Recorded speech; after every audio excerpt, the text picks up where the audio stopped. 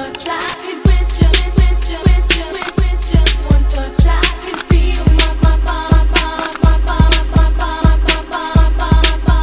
giving. Assalamualaikum warahmatullahi wabarakatuh. Perkenalkan, nama saya Nursan Gustrianto. Saya dengan NIM 41125160. Saya berasal dari kelas 2H. Pada kesempatan ini saya akan membahas tugas mata kuliah Hukum Internasional mengenai cakupan hukum internasional, khususnya tentang syarat-syarat suatu negara dan penerapannya pada Vatikan dan Palestina. Dalam hukum internasional, negara merupakan subjek hukum internasional yang utama. Namun, tidak semua wilayah dapat disebut negara. Ada syarat-syarat tertentu yang harus dipenuhi agar suatu entitas dapat dikategorikan sebagai negara. Dalam video ini saya akan membahas beberapa poin. Yang pertama ada syarat pembentukan negara menurut hukum internasional. Yang kedua, apakah pengakuan termasuk syarat berdirinya negara?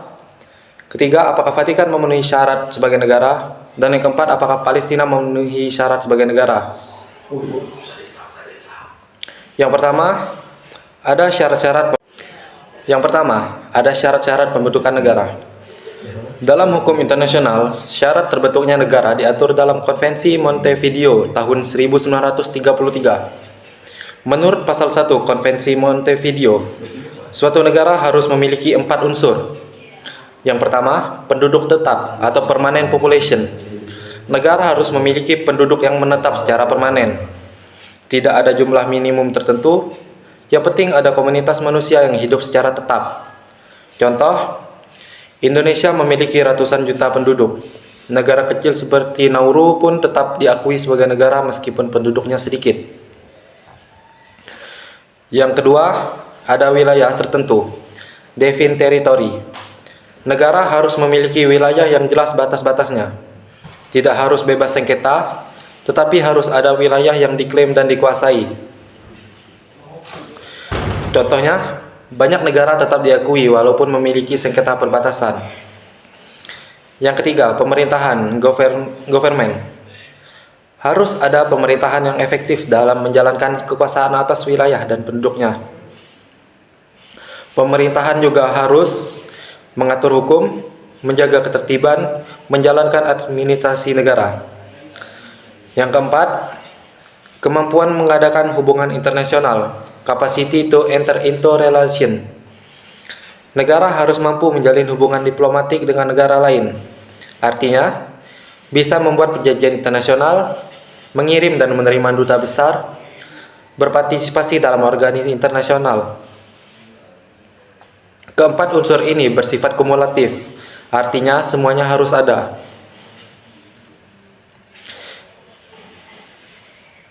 Yang kedua ada, apakah pengakuan termasuk syarat negara?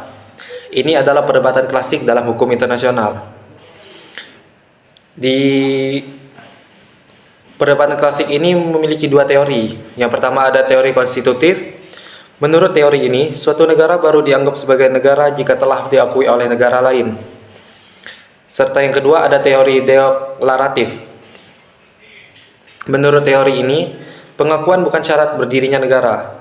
Jika 4 syarat dalam Konvensi Montevideo terpenuhi, maka entitas tersebut sudah menjadi negara, meskipun belum diakui.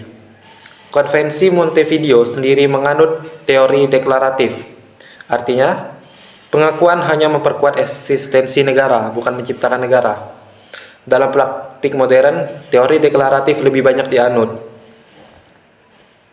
Kita masuk ke bagian ketiga.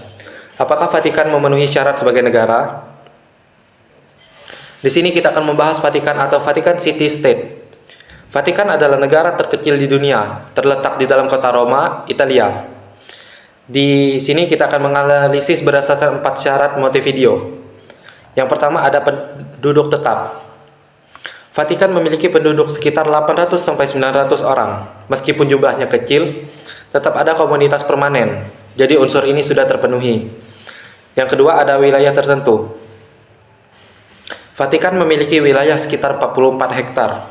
Wilayahnya jelas dan diakui melalui Perjanjian Lateran tahun 1929 antara Takhta Suci dan Italia.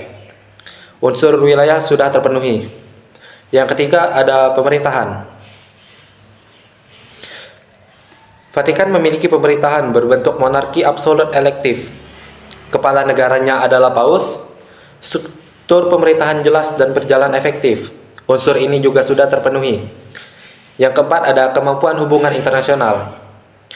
Vatikan menjalin hubungan diplomatik dengan banyak negara dan menjadi pengamat tetap di PBB.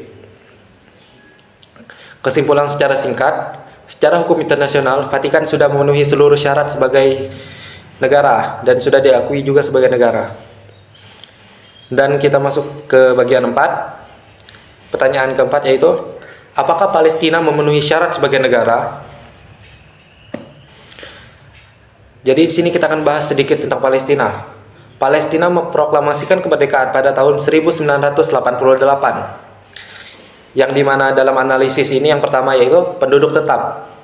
Palestina memiliki jutaan penduduk yang tinggal di tepi barat dan Gaza. Unsur penduduk tetap sudah terpenuhi. Dan yang kedua, wilayah tertentu. Palestina mengklaim wilayah tepi barat dan Gaza, namun terdapat sengketa wilayah dengan Israel. Walaupun ada sengketa, secara teori hukum internasional, sengketa tidak otomatis menggugurkan status negara. Unsur wilayah dapat dikatakan terpenuhi secara klaim tersebut. Dan yang ketiga ada pemerintahan. Palestina memiliki pemerintahan, namun tidak sepenuhnya efektif karena tepi barat dikelola oleh otoritas Palestina. Gaza dikuasai Hamas, serta banyak wilayah berada di bawah kontrol Israel. Untuk pemerintahan masih diperdebatkan karena efektivitasnya masih terbatas. Poin keempat, kemampuan hubungan internasional. Palestina telah diakui oleh lebih dari 130 negara. Palestina juga menjadi anggota UNESCO dan berstatus sebagai non-member observer state di PBB sejak 2012. Dari sisi ini, unsur hubungan internasional sudah cukup kuat. Jadi kita bisa menyimpulkan pada negara Palestina secara teori deklaratif. Palestina hampir memenuhi 4 syarat. Namun efektivitas pemerintahan dan kontrol wilayah masih menjadi perdebatan. Karena itu, status Palestina dalam hukum internasional masih bersifat politis dan kontroversial.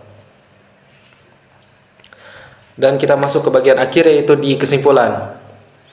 Suatu negara harus memenuhi 4 syarat dalam Konvensi Montevideo. Penduduk tetap, wilayah tertentu, serta pemerintahan dan kemampuan hubungan internasional.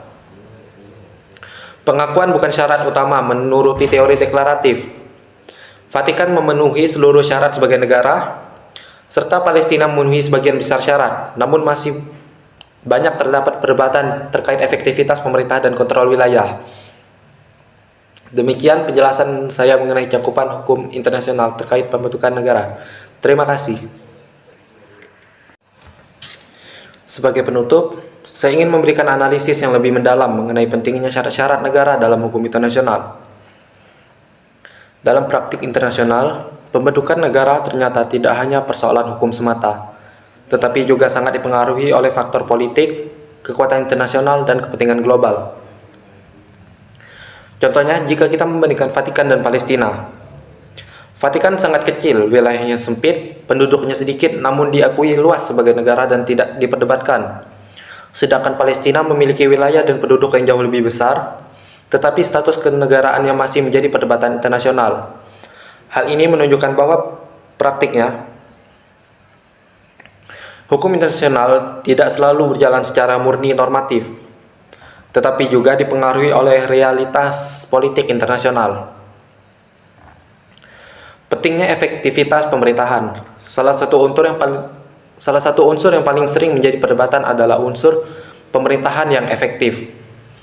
Dalam hukum internasional klasik, efektivitas sangat penting.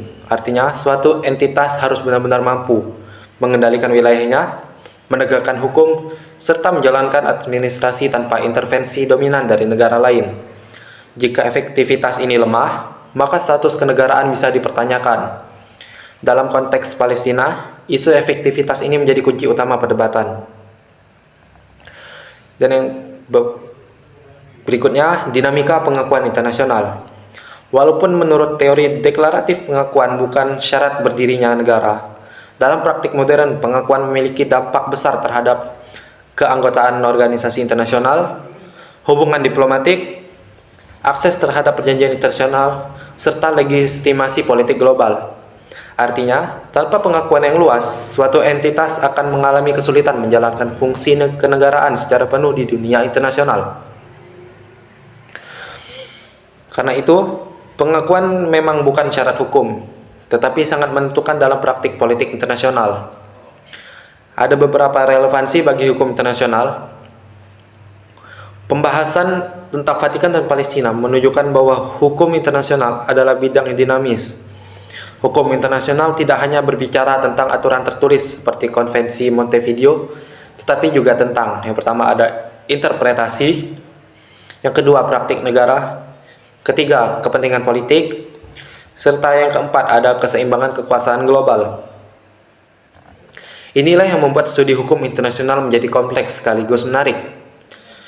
Dan di sini kita memiliki kesimpulan akhir yang lebih kuat. Dari seluruh pembahasan yang dapat disimpulkan bahwa syarat negara menurut Konvensi Montevideo terdiri dari 4 unsur utama. Pengakuan bukan syarat mutlak secara teori deklaratif, namun sangat berpengaruh dalam praktik. Vatikan secara jelas memenuhi seluruh unsur negara dan tidak diperdebatkan statusnya.